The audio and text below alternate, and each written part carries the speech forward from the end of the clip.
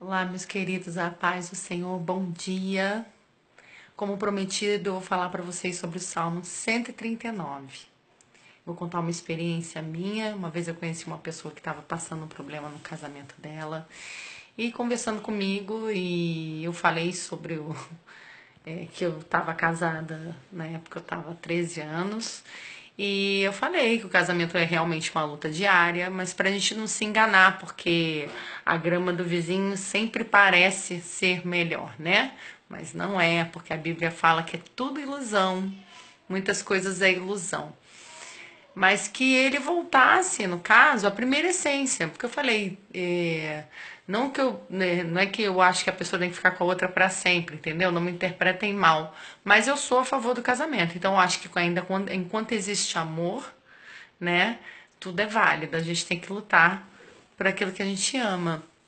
E eu perguntei se eles iam em algum lugar, né? Ah, vocês procuraram ajuda em algum lugar, vocês vão em algum lugar, vocês vão em alguma igreja, vocês vão. Igreja que eu falo, tá, gente? Também eu tava me referindo à católica também. Vocês buscam a Deus? Aí ele falou pra mim que não, que na verdade eles não iam em lugar nenhum.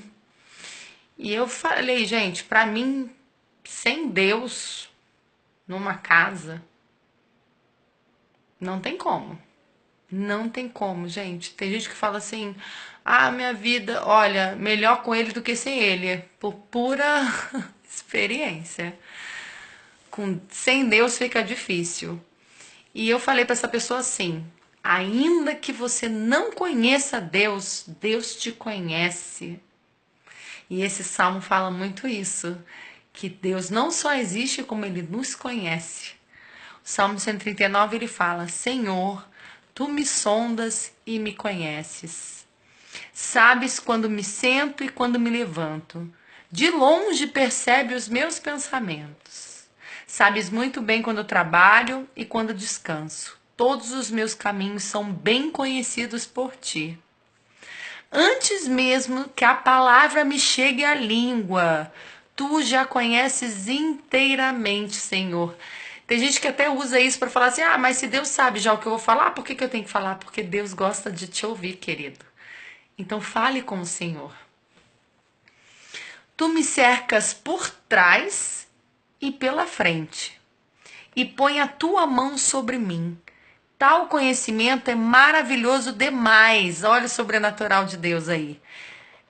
É tão elevado que não posso atingir. Não, por mais que a gente possa imaginar, a gente não sabe, é sobrenatural. A gente só a gente imagina, a gente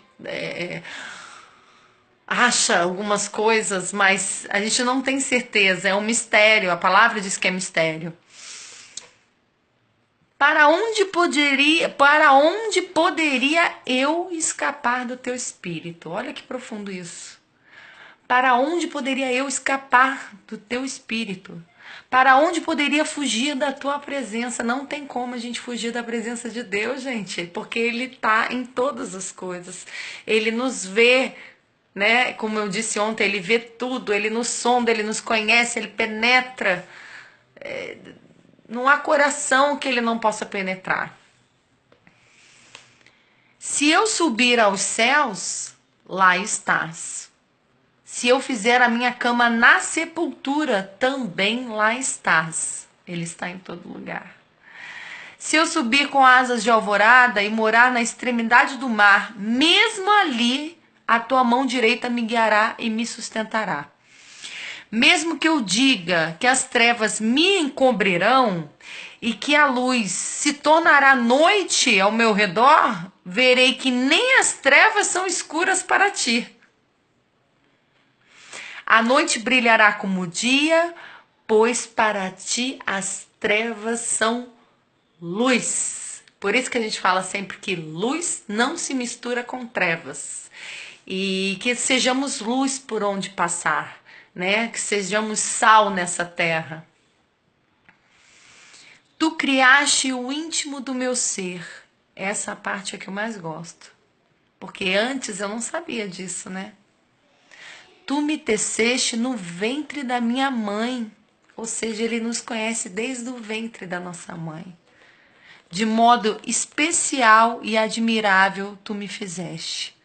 Tuas obras são maravilhosas. Digo isso com convicção.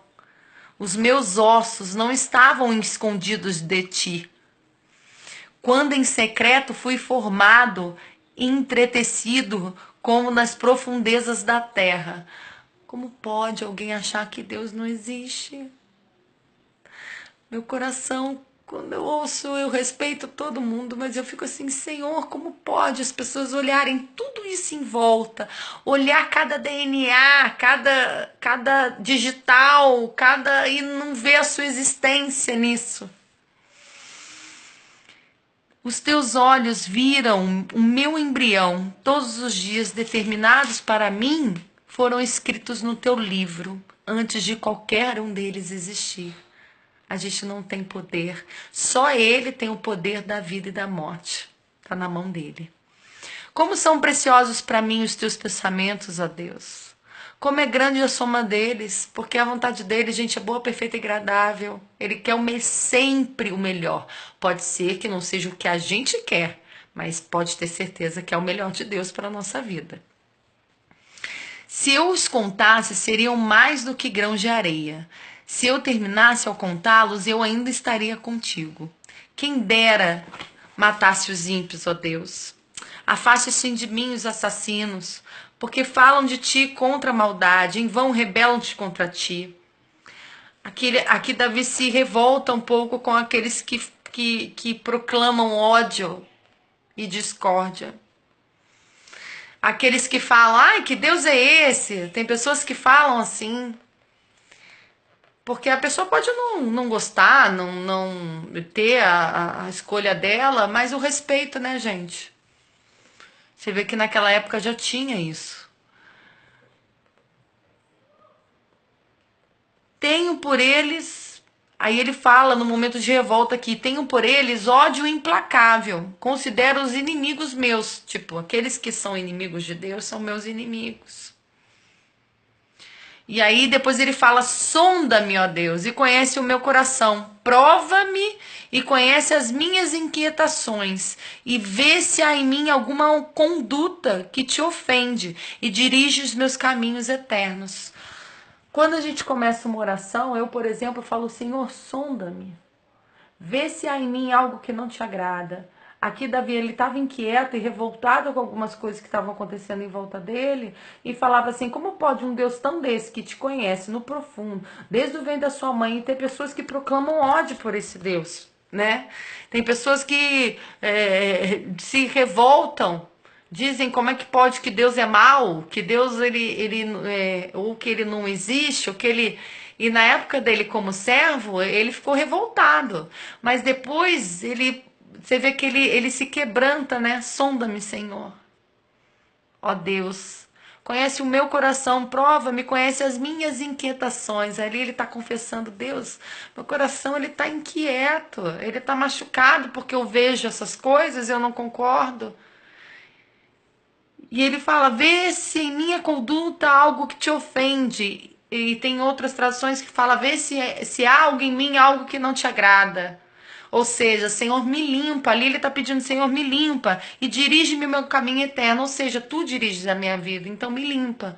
Então, muitas vezes, quando eu estou com sentimentos ruins dentro do meu coração, e eu me coloco em posição de oração, primeiramente, é pedir perdão pelo meu sentimento. E segundo, Senhor, sonda-me e vê se há algo que não te agrada em mim e tire de mim. Amém? Então esse Salmo 139, gente, é a pura existência de Deus, que Ele vê tudo, que Ele sonda tudo, Ele sonda o nosso coração, Ele esquadrinha, como, né, alguns, tem uma passagem da Bíblia que fala, esquadrinha, Ele sabe... nenhum fio de cabelo nosso, todos são contados. Ele nos conhece no profundo. Que você tenha uma quarta-feira maravilhosa na presença de Deus e acredite que esse Deus existe sim, que Ele te ama sim e que muitas vezes a gente está no meio de uma tempestade e a gente não vê o melhor de Deus para nossa vida, mas Ele quer o melhor dele para a tua vida. Como eu disse esses dias, quando Jesus lavou os pés de Pedro, Pedro diz para Jesus: por que lava os meus pés? E Jesus falou para Pedro: agora tu não entendes o que eu faço, mas mais tarde você vai entender. Amém? Um beijo no teu coração.